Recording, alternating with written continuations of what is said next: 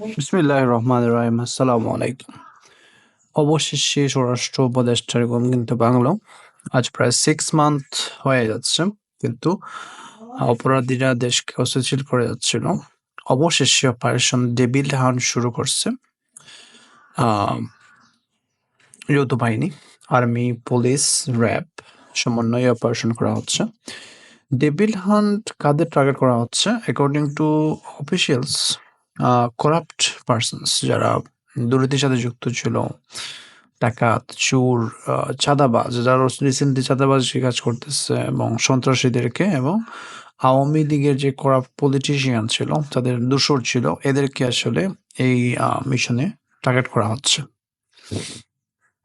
জনগণের মনে কিছু শান্তি ফিরে আসতেছে, কারণ সবাই কিন্তু এই টাইপের একটা অপারেশন এক্সপেক্ট করতেছিল লাস্ট 6 মান্থ ধরে এবং ওয়েট করতেছে যে কখন শুরু হবে, এবং সেটা শুরু হয়েছে। বিএনপির যে লিডার আছে, যারা চাঁদাবাজির সাথে যুক্ত আছে, যারা দখলবাজির সাথে যুক্ত আছে, তাদের কিন্তু এই অপারেশনে টার্গেট করা হবে।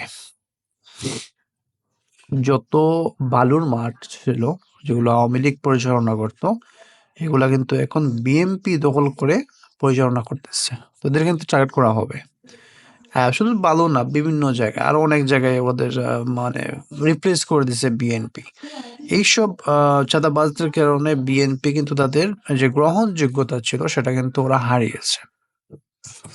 তাদের গ্রহণযোগ্যতা হারিয়েছে এবং তাদের যে একটা আস্থা ছিল, মানুষের একটা আস্থা ছিল, হ্যাঁ বিএনপি আসলে আমাদের দেশের উন্নতি ঘটবে, আমরা আবার স্বাধীনতা পাবো। কিন্তু না, এটা হচ্ছে না, এটা কিন্তু উল্টোটা হচ্ছে এই মুহূর্তে। মানুষ বয়কট করতেছে বিএনপিকে এবং অন্যান্য দলদের কিন্তু আপনি মানে গ্রহণ করতেছে। কারণ এদের ওই যে এই যে বললাম না যে লিডারদের দুর্নীতির জন্য মানুষ আর পর্যন্ত করে না। যে একদল খেয়ে গেছে আর একদল খাওয়ার জন্য আসতেছে, এসে গেছে অলরেডি। সো এটা তো আমরা চাচ্ছি না। আমরা চাচ্ছি ডেভেলপমেন্ট, আমরা চাচ্ছি করাপশনটা নাই হয়ে যাবে একবারে। এটা কিন্তু হচ্ছে না। সো বিএনপিকে কিন্তু পছন্দ করে না লোক বলেছে। সো আজ পর্যন্তই। আসসালামু আলাইকুম। Like, subscribe and share.